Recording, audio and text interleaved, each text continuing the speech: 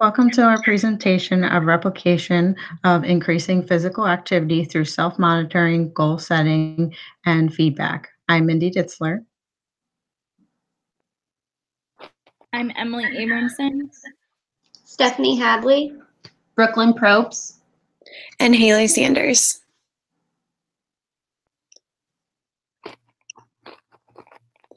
In the study done by Matthew Norman, it was created to determine if a package intervention, which included self-monitoring, goal setting, and feedback, could increase physical activity and daily steps taken in healthy adults.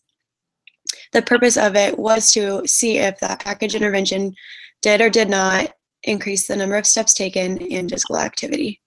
Researchers concluded that the intervention did in fact increase the number of steps that were taken across the participants. In general, the literature supports the idea that these interventions would increase physical activity. Sharp and Caperchione did a study on first-year university students that used a pedometer-based intervention. And they didn't see any dramatic results, but they did see that the participants who were given a pedometer versus participants who did not have a pedometer saw an increase in activity. This does tell us that pedometers are an effective way to measure activity within an experiment. A second study compared different interventions. They had a group that did self-monitoring and a group that did goal setting, and the results said that self-monitoring worked for some participants and not others, and goal setting was the same thing, worked for some people and not others.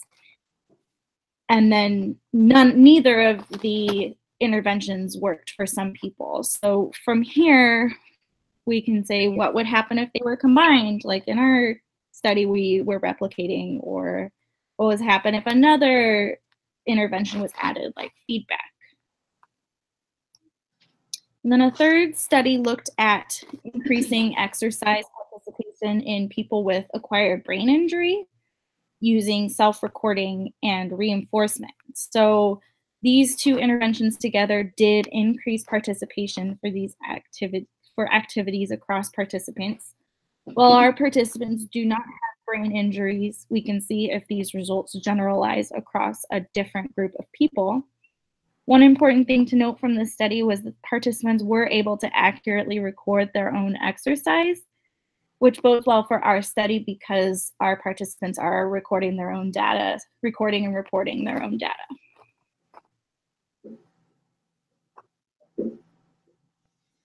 Materials needed for our study include a pedometer, opaque tape, a social validity survey, self-report data sheet, a cell phone, internet connection, access to Google Hangouts, and access to Microsoft Excel.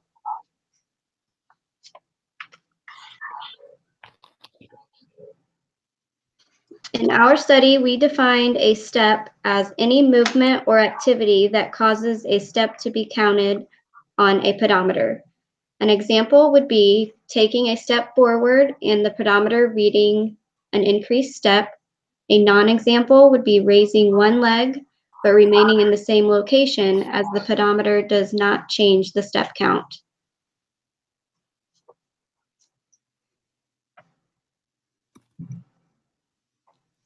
As mentioned before, the purpose of this study was to evaluate whether or not a package intervention, which included self-monitoring, goal setting, and feedback, could increase the number of daily steps taken in the physical activity in healthy adults.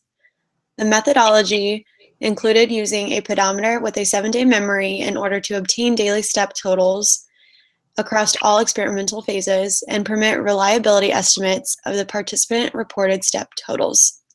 Intervention integrity will be monitored throughout the study.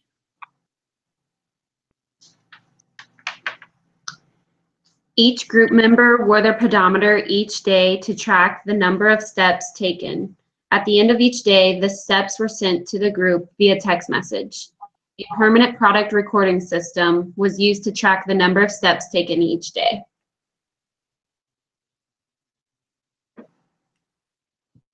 The design used was an AB reversal design across all participants.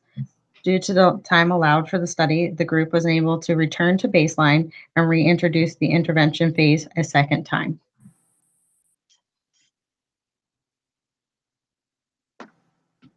For baseline, a sticker was placed over the pedometer to prevent self-monitoring. Participants removed the tape at the end of the baseline week and reported the daily step totals to the group.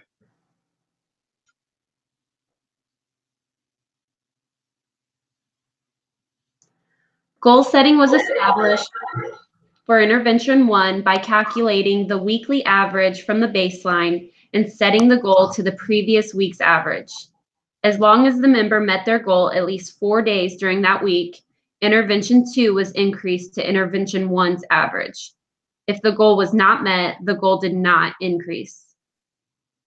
Self-monitoring members were responsible for reporting their daily step total to the group via text message each evening. If the goal was attained, the group would praise the member. If the goal was not attained, the group would encourage the member to stay on task.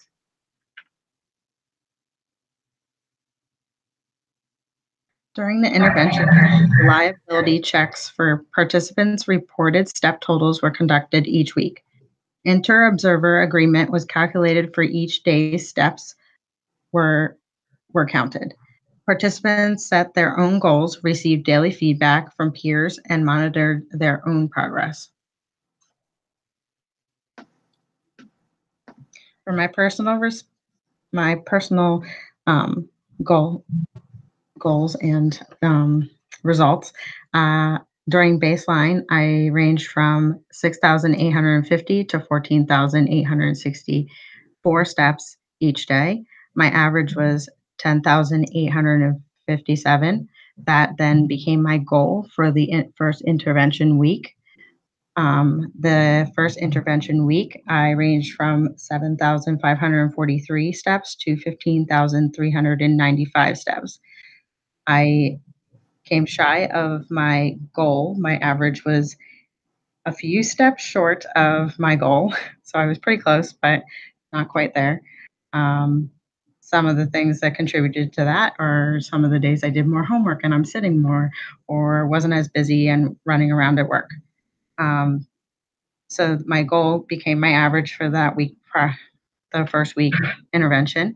The first week intervention goal, average became my goal. That's 10,854 for the second week. The second intervention week, I ranged from 9,386 steps to 11,914 steps.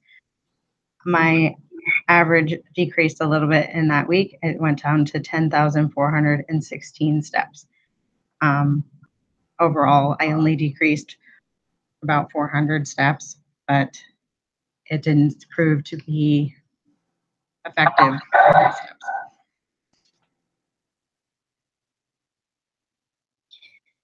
These are my results. Average in baseline was 6,455. So that was my goal for my first intervention. I did end up moving my goal up for the second intervention to 7,638. And I was one of the few participants whose averages actually increased for each phase. So according to my graphs, this intervention did work for me. My averages went from 6,455 to 7,638. And then my final average for the final intervention was 8,270.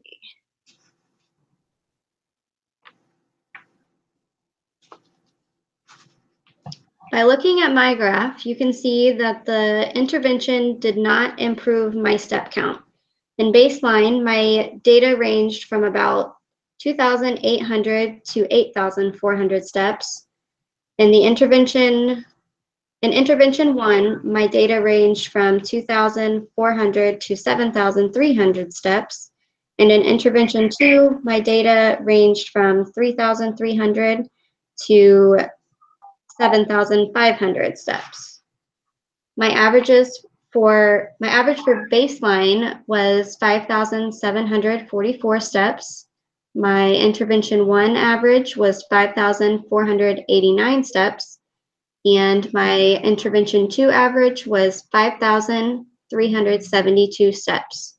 So my averages throughout the experiment were relatively close, staying between 5,300 and 5,800.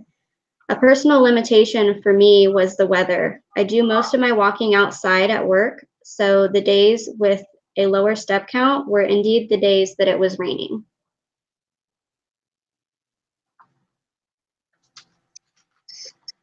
By looking at my graph, you can see that the intervention did not improve my step count either.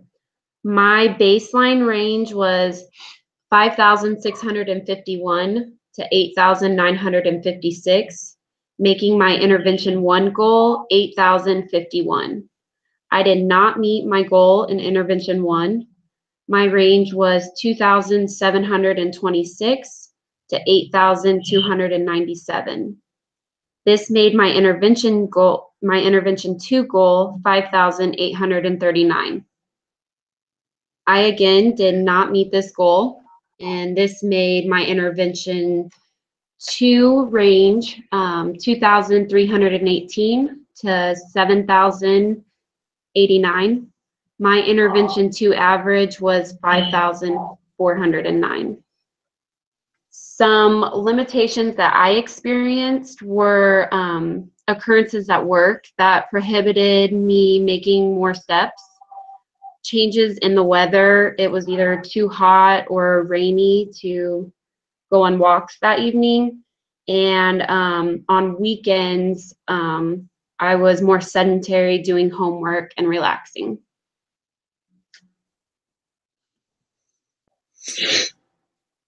Looking at my graphs, you can see that the intervention was not really consistent with my results. For my baseline range, I had 5,972 steps to 12,150, making my average 9,419. This made my intervention 1 goal 9,419 steps. As you can see, my average ended up being 8,746, so I did not meet that intervention 1 goal. This made my intervention 2 goal average of 8,740 steps. I did, in fact, meet this goal in intervention 2, reaching an average of 10,240 steps. Overall, because of the inconsistency, I would say that this intervention didn't really change my physical activity and daily steps taken. It was kind of inconsistent, and I would say some limitations for myself would be working on extra homework, or like everyone else had mentioned, the weather definitely affects it. Some spikes in my data, I would say, would be from, cautiously making the choice to take more steps instead of sitting down at work, or exercising twice in a day instead of just once. So that really made my peaks and my lows very different. To go over the results again, only one participant increased in steps throughout the study, and that was Emily. 3 of the participants decreased in steps throughout the study, which are Mindy, Stephanie, and Brooklyn. And 1 participant decreased initially for the first intervention week, but then increased in steps during the second week, and that was Haley. As we all said, there was limitations, and this is why this study didn't really result in positive results for us. The social validity scores average all were very low scores, and this indicated a low social validity for the study.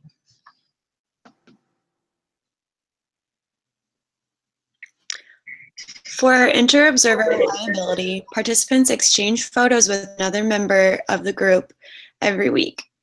The other member would then compare the reported amount of steps with the actual number of steps that were taken from the photos of the pedometers, and decided whether or not they agreed or disagreed with the data that was reported.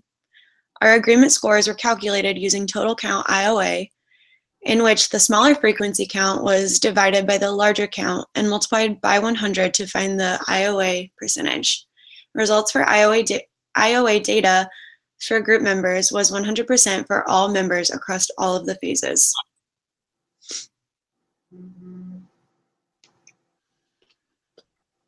A treatment fidelity checklist was completed each evening by every member of the group.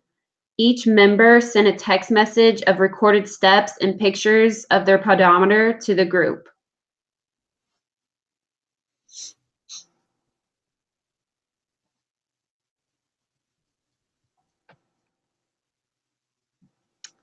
As you can see, this is the treatment fidelity checklist that we used. Also, we did the social validity survey. It is what each participant completed at the end of the intervention. It rated the intervention from 1 to 5 to see if if the intervention improved our exercise habits.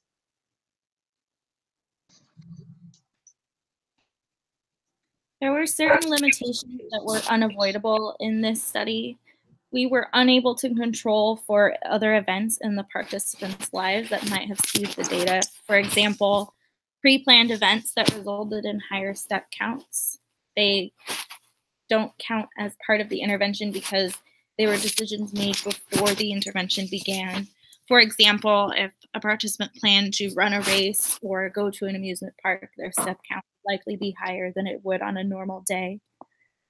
Participants may also have been participating in other programs to increase exercise, which may have affected data. Data was also self-reported, so despite our best efforts, participants may have altered data. Due to our inter-observer reliability scores, it's unlikely, but you never know. Additionally, our participants were only female and also from the same age group, so these results, we would be unable to generalize them to males or a group of both males and females, and the intervention may have different effects on individuals from a different age group.